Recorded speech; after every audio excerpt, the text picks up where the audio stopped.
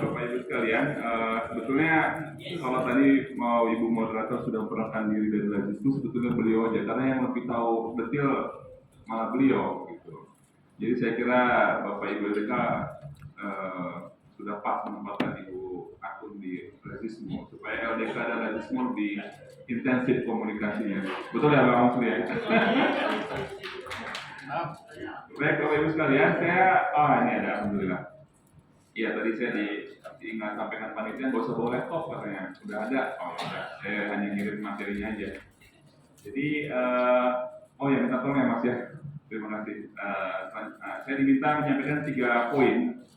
Pertama, potensi program dakwah komunitas dalam sinergitas lembaga-lembaga filantropi ya. Kemudian yang kedua, potensi program dakwah komunitas menjadi program prioritas dakwah nasional. Kemudian program dakwah komunitas di wilayah dapat bersinergi dengan basis wilayah dan daerah. Mungkin selanjutnya Mas, saya ingin mengawali yang beberapa hal sebetulnya, tapi kalau saya lihat tadi Pak Ketum di pembukaan ya, kemudian juga Kiai Saat sudah banyak memaparkan filosofi perubahan ya lembaga dakwah khusus jadi komunitas ya. Kemudian juga beberapa program-program yang sudah berjalan sehingga harapannya ada semacam diversifikasi atau ekspansi ya dari program-program yang selama ini mungkin identik dengan program 3T seperti itu. Nah ini beberapa hal saya izin lihat HP ya. Saya sudah ada di sana.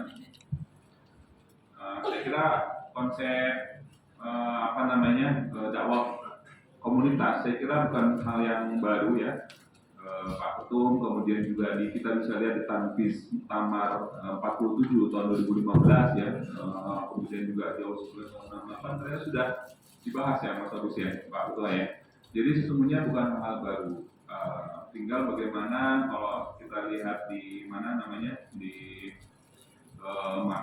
GJDJ itu ada semacam otokritik sebetulnya.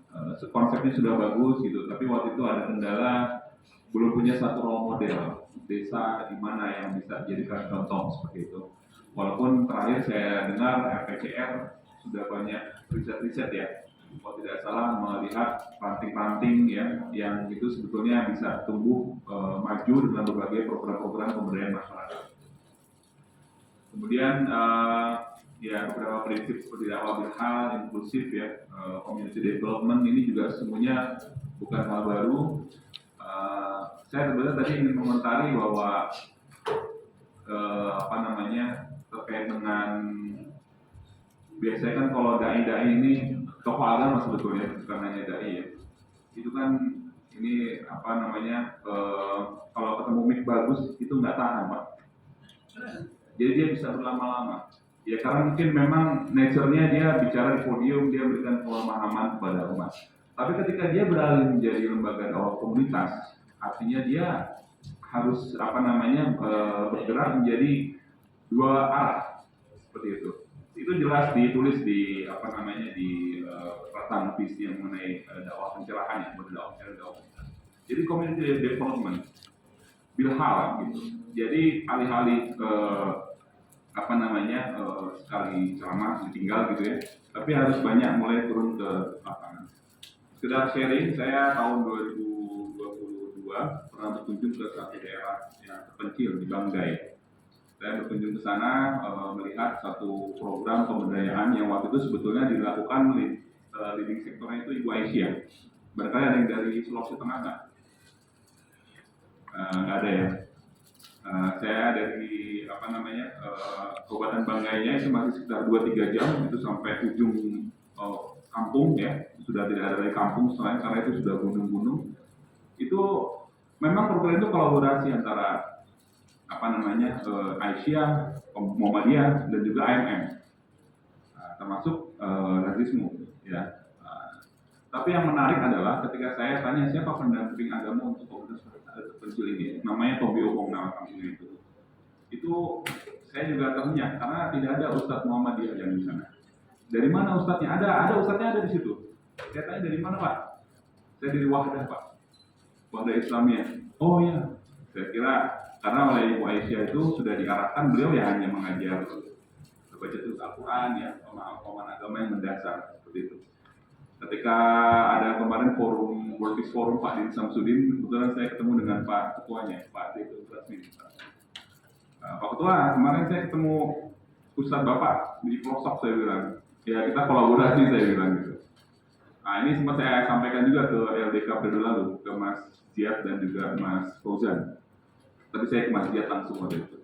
Ya memang ada PR-PR yang mungkin menjadi catatan dan tugas kita bersama ya, bagaimana itu bisa dijalankan. Kemudian juga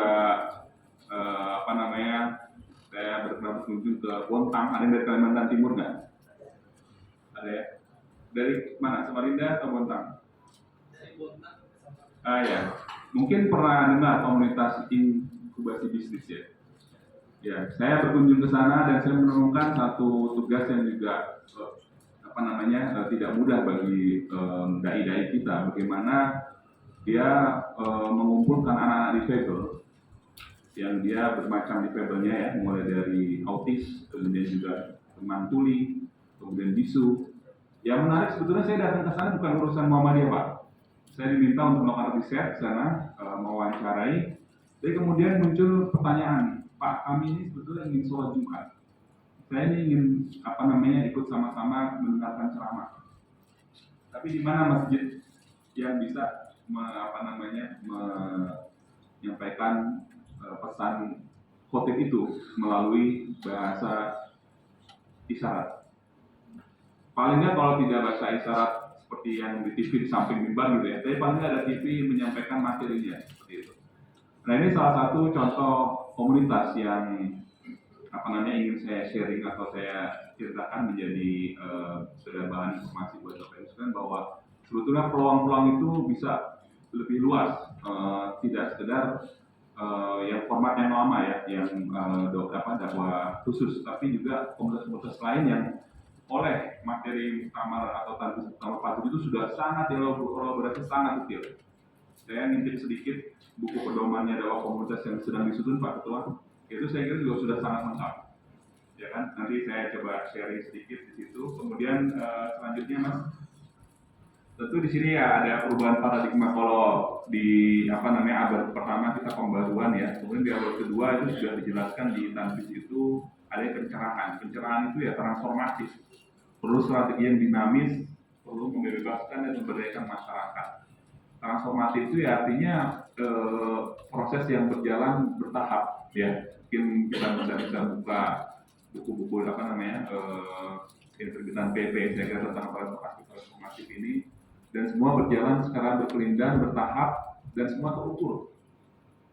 Ini Bapak-Bapak Ibu sekalian yang dari pimpinan UPP di PP dan juga wilayah, saya kira paham sekarang diminta bikin laporan ya Mas ya, Key Performance indikator kinerja. Bayangkan, semua sudah berapa kali kegiatan, kemudian kalau Lazismu diminta apa? Kita buat database Muzaki, Mustahik, nyusun sistem informasi keuangan, Pak Kiai. Jadi semua harus terukur. Demikian pula ketika masuk pada aspek dakwah komunitas ini. Nah kemudian ya tadi saya menyinggung sedikit tentang dari ceramah ke aktivisme praktis. Ini bukan kata-kata saya, ini saya ambil dari Tanfis 47 Pak, bisa dilihat. Artinya dakwah bilhaq, alih-alih dari ceramah masuk ke aktivisme praktis, dan ini nanti saya akan masuk pada poin bagaimana kita tidak berjalan sendiri. Semua harus sinergi dan kolaborasi dengan banyak pihak, baik di internal persyarikatan ataupun juga di eksternal gitu. Kemudian yang ketiga, hybrid, non-afiliasi, kultural alias struktural. Komunitas itu kan karakteristiknya unik Pak.